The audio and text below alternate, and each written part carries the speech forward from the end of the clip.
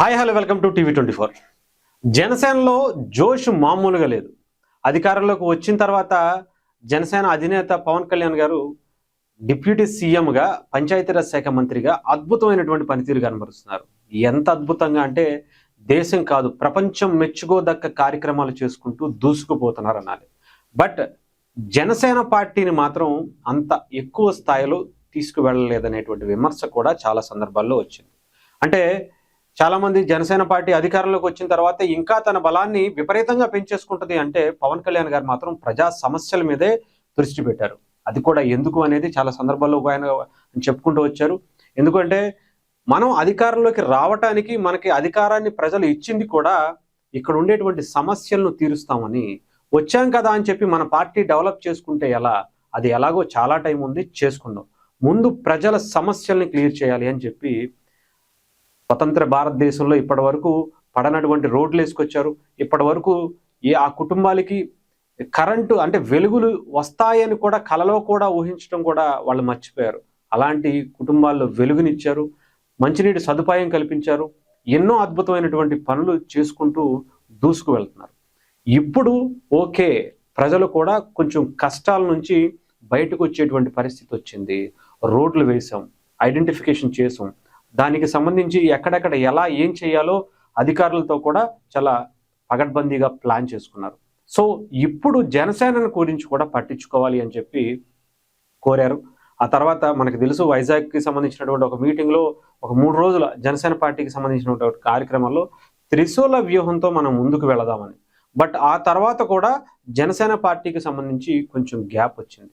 అంటే అనుకున్నటువంటి అంత స్థాయిలో అంత యాక్టివ్గా జనసేనని ఇంకా బలం చేసుకోవటంలో కొంచెం వెనకబడ్డారని చెప్పి మళ్ళీ వచ్చింది. అందుకని పవన్ కళ్యాణ్ గారు కొంచెం స్పీడ్ పెంచారు.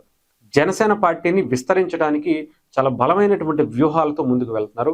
దానికి సంబంధించి ఒక లెటర్ కూడా రిలీజ్ అయింది. జనసేన పార్టీ అఫీషియల్ హ్యాండిల్లో కూడా ఉంది. ఒకసారి మీకు చదివి వినిపిస్తాను. నిన్న 3వ తారీఖు 12వ నెల 2025 పంచాయతీ నుంచి పార్లమెంటు వరకు అభివృద్ధిలో భాగస్వాములు అయ్యేలా జనసేన కమిటీలు ఉండాలి. ప్రతి గ్రామం, మండలం, నియోజకవర్గ స్థాయిలో 5 సభ్యులతో కూడినటువంటి కమిటీ ఏర్పాటు చేయాలి. కేంద్ర కార్యాలయం పర్యవేక్షణలో కాన్ఫ్లిక్ట్ మేనేజ్మెంట్ కమిటీని నియామకం చేశారట. ప్రతి కమిటీలో కూడా మహిళలకు స్థానం ఇవ్వబోతున్నారు. జనసేన పార్టీ అధినేత పవన్ కళ్యాణ్ గారు దిశానిర్దేశం చేశారు. రైట్, దీనికి సంబంధించి చాలా యాక్టివ్గా పవన్ కళ్యాణ్ గారు సీరియస్గా తీసుకున్నారు. దీనికి సంబంధించినటువంటి విషయాలు కూడా ఒక్కొక్కటి కొన్ని చెప్తాను. అంటే జనసేన ఎలా ముందుకు వెళ్ళాలి, వచ్చినటువంటి అవకాశాన్ని, అధికారాన్ని, అటు ప్రభుత్వంలో చేసేటువంటి మంచిని ప్రజల్లోకి తీసుకువెళ్తూనే జనసేన ఏం చేసిందంటే కూటమి ప్రభుత్వం ఏం చేసింది, అలాగే పార్టీని విస్తరించడం కోసం ఎలాంటి కార్యక్రమాలు చేయాలి, ప్రజల్లో జన సైనికులు తిరుగుతూ, అలాగే జనసేన పార్టీకి సంబంధించినటువంటి గెలిచిన 21 నియోజకవర్గాల్లో ఉన్నటువంటి ఎమ్మెల్యేలు, 2 ఎంపీలు కూడా పార్టీని ముందుకు తీసుకువెళ్తూనే మనం చేసినటువంటి మంచిని వాళ్ళకి చెప్పాలి, వాళ్ళకి అర్థమయ్యేలాగా చూపించాలి. చూపించిన తర్వాతే మనం వాళ్ళకి జనసేన యొక్క విశిష్టత ఏంటి, కూటమి 2 కలిసి పనిచేయడానికి గల కారణాలు ఏంటి, ఇవన్నీ కూడా చెప్పాలి. ఆ తర్వాత ఇంకొక వ్యూహం ఏంటంటే పిఠాపురంలో రీసెంట్గా పవన్ కళ్యాణ్ గారు ఒక వ్యూహం మొదలుపెట్టారు. అదే 5 కూడినటువంటి ఒక కమిటీని ఏర్పాటు చేశారు. ఇది చాలా మందికి తెలియకపోవచ్చు. అక్కడ చాలా ప్రక్షాళన జరిగింది. ఎందుకంటే తరచుగా జనసేన పార్టీకి సంబంధించినటువంటి అక్కడ ఉండేటువంటి కేడర్తో వేరే పార్టీకి సంబంధించినటువంటి వ్యక్తుల మధ్య కొన్ని సంఘర్షణలు జరుగుతున్నాయి. దీన్ని ఆపుకుంటమే కాకుండా పవన్ కళ్యాణ్ గారికి సంబంధించినటువంటి నియోజకవర్గం కావడంతో ప్రత్యేకమైనటువంటి శ్రద్ధ. ఎందుకంటే తరచూ వివాదాలు, ఆ కులానికి సంబంధించి, ఈ మతానికి సంబంధించినటువంటి ఇష్యూ జరిగిందని చెప్పి ఎక్కువగా హైలైట్ చేస్తున్నటువంటి పరిస్థితి ఉంది. సో ఎక్కడో అక్కడ ఉండేటువంటి నియోజకవర్గ ఇన్ఛార్జ్ సరిగ్గా ఆ బాధ్యతను నిర్వర్తించలేకపోతున్నారు. అందుకనే ఆయన ఒక 5 కూడినటువంటి ఒక కమిటీని అక్కడ ఏర్పాటు చేసి అంటే అక్కడ ఉండేటువంటి 4 మండలాల్లో కూడా ఈ కమిటీ పనిచేయాలి. అది కూడా ఎక్కడో పక్క నియోజకవర్గాల నుంచి తీసుకొచ్చినటువంటి వ్యక్తి కాకుండా లోకల్గా ఆ నియోజకవర్గంలో ఉండేటువంటి ఒక నాయకుడిని అక్కడ పెట్టి, దాంతోపాటు మెయిన్గా ఆ జిల్లాకి సంబంధించినటువంటి ఒక ఇన్ఛార్జిగా, దాంట్లో కమిటీలో మెంబర్గా ఆయన తుమ్మల బాబు గారిని కూడా దాంట్లో ఇంక్లూడ్ చేసి ఆయనకు కూడా 5 కమిటీలో ఆయన కూడా భాగస్వామి ఇచ్చి, అంటే ఒక నియోజకవర్గంలో ఒక అతన్ని, అలాగే జిల్లాకి సంబంధించినటువంటి ఒక అతన్ని, అంతేకాకుండా పార్టీ ఆఫీసు నుంచి అటు ఎమ్మెల్సీ హరిప్రసాద్ గారిని కావచ్చు, ఇంకొంతమంది నాయకుల్ని దాంట్లో ఇన్క్లూడ్ చేసి ఒక 5గురితో కూడినటువంటి టీంని ఏర్పాటు చేశారు.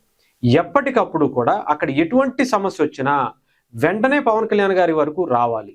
డైరెక్ట్గా పవన్ కళ్యాణ్ గారితో ఈ టీము ఎప్పటికప్పుడు ప్రతిరోజు కూడా మాట్లాడేటువంటి అవకాశం ఉంటున్నట్టుగా ఒక గ్రూప్ డిస్కషన్ దాంట్లో జరగాలన్నట్టుగా ఆయన ఒక వ్యూహాత్మకంగా వెళ్తున్నటువంటి పరిస్థితి. ఎక్కడా కూడా జనసేనకి అక్కడ నియోజకవర్గ ప్రజలకి ఆ మధ్య గ్యాప్ అనేది ఉండకూడదు అనేటువంటి కార్యక్రమాలు, అంటే అటు కూటమి ప్రభుత్వం మీద కూడా పవన్ కళ్యాణ్ గారు చేసేటువంటి మంచి పని మీద కూడా అన్నీ కూడా తీసుకువెళ్లాలని ఆ కమిటీలో చర్చించుకున్నారంట. అంతేకాకుండా ప్రతి ఊరిలో, అంటే ప్రతి పంచాయతీలో కూడా ఇంకొక 5గురిని ఈ టీము ఏదైతే పవన్ కళ్యాణ్ గారు ఏర్పాటు చేసినటువంటి 5గురు టీం ఉందో ఇంకొక 5గురు టీముని ప్రతి పంచాయతీలో, ప్రతి విలేజ్లో, ప్రతి ఊర్లో కూడా ఇంకొక 5గురిని సెలెక్ట్ చేయండి.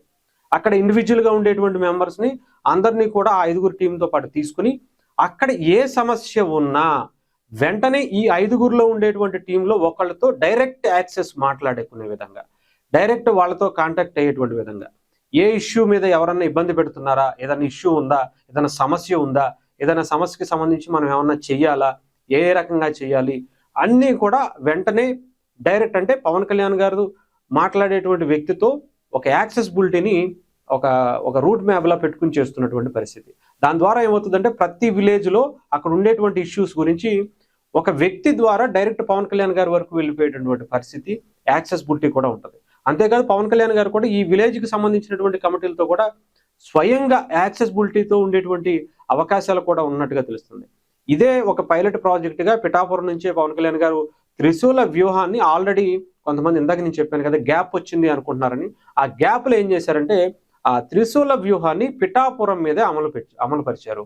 అందుకని అక్కడ ఉండేటువంటి ఇన్ఛార్జిని మార్చి ఇంకొక వ్యక్తులకి అవకాశం, ఇన్ఛార్జిగా కాదు కానీ ఒక కాన్ఫ్లిక్ట్ కమిటీ అని చెప్పేసి అక్కడ పెట్టి వాళ్ళతో ఈ వర్క్ అంతా కూడా చేపించడం కూడా జరుగుతున్నటువంటి పరిస్థితి. సో అంతేకాకుండా ఇదే పద్ధతిని 21 నియోజకవర్గాల్లో కూడా అమలు చేయాలి, రాష్ట్రం అంతా కూడా అమలు చేయాలి. ముఖ్యంగా గెలిచినటువంటి 21 నియోజకవర్గ ఎమ్మెల్యేలు కూడా అంటే వాళ్ళ నియోజకవర్గానికి మాత్రమే వాళ్ళు ఎమ్మెల్యే అనుకోవటం వదిలేయాలి. మిగతా నియోజకవర్గాలు కూడా వాళ్ళు జనసేన పార్టీకి సంబంధించి ప్రత్యేక బలోపేతానికి వాళ్ళు చొరవ చూపించాలి.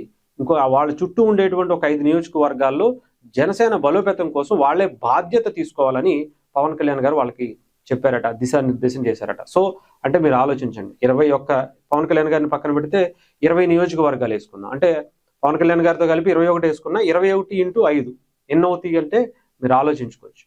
అంటే దాదాపు 120 నుంచి 100 నియోజకవర్గాల మధ్యలో పవన్ కళ్యాణ్ గారు బలమైనటువంటి ఫోకస్ చేశారనేది చాలా స్పష్టంగా కనిపిస్తుంది. అంటే ఆ నియోజకవర్గం ఒక ఎమ్మెల్యే, జనసేన ఎమ్మెల్యే డెఫినెట్గా సెంటర్ ఆఫ్ అట్రాక్షన్గా ఉంటారు. సో ఆ నియోజకవర్గంతో పాటు పక్క నియోజకవర్గాలను కూడా చూసుకుంటూ అక్కడ కూడా కేటర్ని బలోపేతం చేస్తూ అక్కడ ఉండేటువంటి నాయకత్వాన్ని కూడా ఎప్పటికప్పుడు ఏం కావాలి, ఏంటి, వాళ్ళకి ఏమైనా పనులు చేయాలా, అంటే సాధారణంగా జనసేన పార్టీ ఇన్ఛార్జ్ వెళ్ళి మాట్లాడినటువంటి ఇది వేరుగా ఉంటుంది, ఆ ఎమ్మెల్యే మాట్లాడినటువంటి కొంచెం ఫాస్ట్గా అయ్యేటువంటి అవకాశాలు ఉంటాయి. సో అందుకని ఆ ఎమ్మెల్యే కనుక ఎక్కువ చొరవ చూపించి ఆ పనులకి అవతల ఆ నియోజకవర్గాల్లో ఉండేటువంటి పనులు కూడా ఇతనే బాధ్యత తీసుకుని కనుక చేస్తే ఎక్కువ ఇంపాక్ట్ కనిపిస్తుంది అనేది పవన్ కళ్యాణ్ గారి వ్యూహంలో భాగంగా కనిపిస్తుంది. సో ఏదేమైనా జనసేన చాలా వ్యూహాత్మకంగా వెళ్ళడంలో ఎటువంటి సందేహం లేదు. నాకు తెలిసి రేపు రాబోయేటువంటి పంచాయతీ లోకల్ ఎలక్షన్స్లో చాలా బలంగా జనసేన దూసుకు వెళ్లేందుకు అత్యధికంగా, ముఖ్యంగా వైఎస్ఆర్సీపీ అనే పార్టీని ఆంధ్రప్రదేశ్లో ఎక్కడా కూడా, ముఖ్యంగా ఉభయ గోదావరి జిల్లాలో ఒక్క పంచాయతీ కూడా గెలవనివ్వకుండా చేసేటువంటి ప్రయత్నం చాలా బలంగా చేస్తున్నట్టుగా కూడా తెలుస్తోంది.